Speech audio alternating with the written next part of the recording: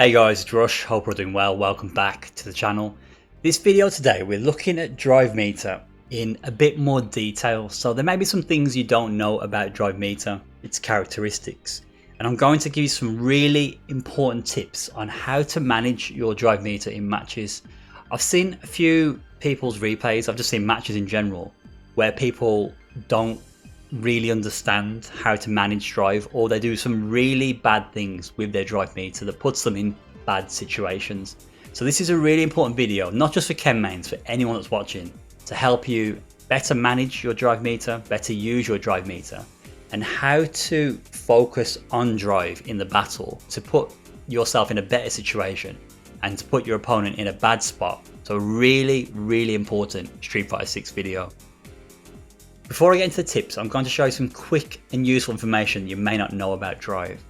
So drive goes up for you when you attack the opponent. Whether it's on hit or on block, your drive bar goes up a little bit more. If you notice, Cammy's blocking my attacks and her drive bar is going down with each block.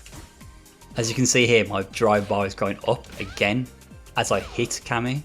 But notice her drive bar is not draining now. Even though I'm hitting Cammy, I'm connecting my hits. Her drive bar does not go down. Supers, on the other hand, do cause drive meter to go down on hit. This applies to level 1, level 2 and level 3. Level 3 removes 1.5 bars of drive from the opponent. If you've got access to CA because you have low health, it actually removes 2 bars of drive from the opponent. So CA is really good for putting people in burnout. An important aspect of super in this game, if you do a drive rush and cancel the drive rush combo into super 1 or super 2, during super 1 and super 2 you do not regain any drive bar. You can see the drive bar is not moving during the animation after the drive rush cancel into super. This rule, however, doesn't apply to level 3 or CA. If you drive rush cancel and end the combo with level 3 or CA, your drive bar does rebuild during the animation. So you can use this to your advantage to gain drive bar back and put the opponent close to burnout. When you're stationary, your drive bar naturally goes up. If I walk backwards, it actually slows down the rate of drive gain. If I walk forwards, it actually increases the rate of drive gain. Drive impact also causes the opponent's drive gauge to go down. On block or on hit, their drive gauge will decrease. The opponent parries instead of blocking. This causes drive gauge to refill. Anything punish counter causes drive gauge to go down on hit. This includes throws. Okay, so drive tip number 1 is where to use your drive meter. A really strong use when it comes to drive is raw drive rush. You can use this for Oki when you get a knockdown, and you can use it just raw in neutral. It's very scary in neutral because it creates a mix-up in terms of the drive rush itself. You don't know when the opponent's going to cancel it. Will they cancel it early? Will they cancel it late? You don't know what button they're going to use out of drive rush. They can also do something like a bait. They could do a short drive rush. Watch what you do. Once you respond, they can respond to your response. So raw drive rush is very powerful in neutral. It's very good for Oki. I think for a number of knockdowns you will be using raw drive rush for Oki as well. So I'm going to give you an example here of where I can't really pressure Cammy after a DP knockdown. You can see there I did a forward dash and I can't get in on Cammy, but you can use raw drive rush to get in. You can see there she back rised, but I was able to chase it down. I was also able to chase her down there and back throw her into the corner even though she did a back rise. In neutral, if using raw drive rush, you have to be conscious of what you can get in terms of your follow-ups. So if your button connects, you will get things that don't normally comboing now, and you can use this to set up more pressure.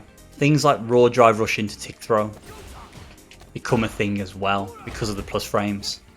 As mentioned, at range you can do raw drive rush and stop it immediately to bait out the opponent. You can see there I cancelled into crouching jab. Look at the distance between me and Cammy.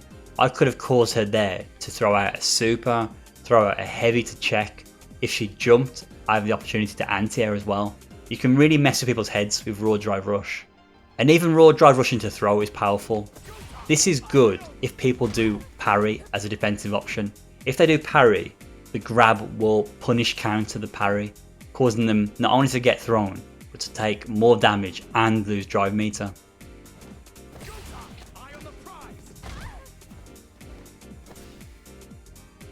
So the second tip is where people spend too much drive meter, and when I see this done in matches, it's usually in the form of OD. Now I understand why this happens. It's probably because in older games, people relied heavily on EX moves. They're called OD moves in Street Fighter 6. Spending a lot of bar on OD moves is bad. You do 3 OD moves in Street Fighter 6 and you're pretty much in burnout. You can see there I've got a slither of drive, but I'm 1 block away from being in burnout. So even with combos, you don't want to rely too heavily on OD because you can do what I've just done there, burn yourself out very quickly, and burning yourself out does put you in a bad spot in this game. That combo I just showed you was 4 bars of drive. This is a similar combo, not quite as much damage, but I only spent 1 bar on the raw drive rush for that combo. Also consider using super as well. This is a good way to get damage and conserve that drive meter. Tip number 3 is where you get a punish, the opponent makes a mistake or they do a DP and you block it and you've got a lot of drive gauge. Use your drive gauge to get the kill. If you can kill the opponent and you've got lots of drive, spend it all to kill. Don't keep hold of drive meter where it would have killed if you extended your combos.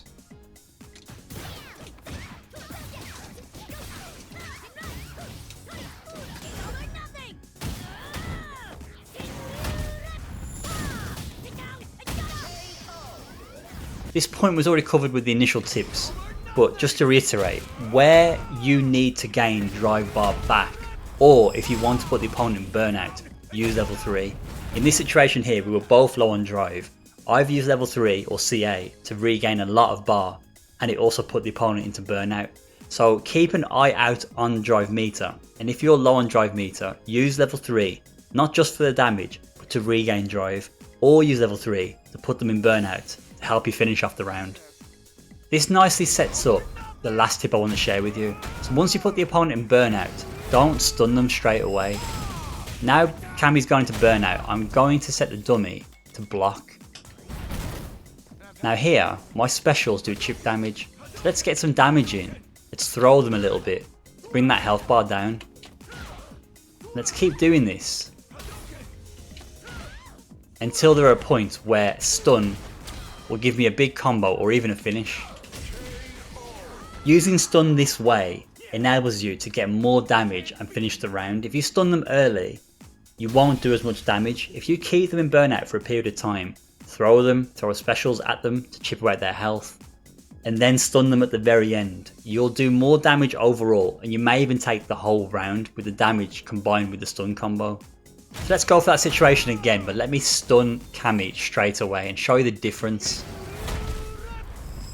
She's in burnout now, I'm panicking, I just want to go for the stun because I'm desperate.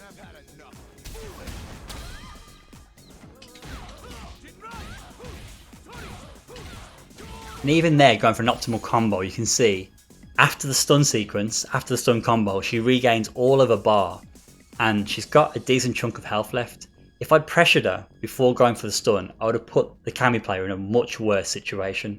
So again, think about how you're stunning the opponents, how you're setting up the stun, what damage you're going for before the stun. And that's the video, guys. I feel this is a very important video for people to learn how drive impact affects a match. There's a lot you can do with drive, not just combos, not just punishes, but you can use drive to manipulate the tide of battle, and it's very powerful. And if you have this knowledge when you go into a match, you can become very scary if you manage drive meter, not only yours, but you manage theirs as well. So yeah, hopefully you enjoyed and learned something. Any questions, any queries, give me a shout. I'll catch you in the next one. Take care.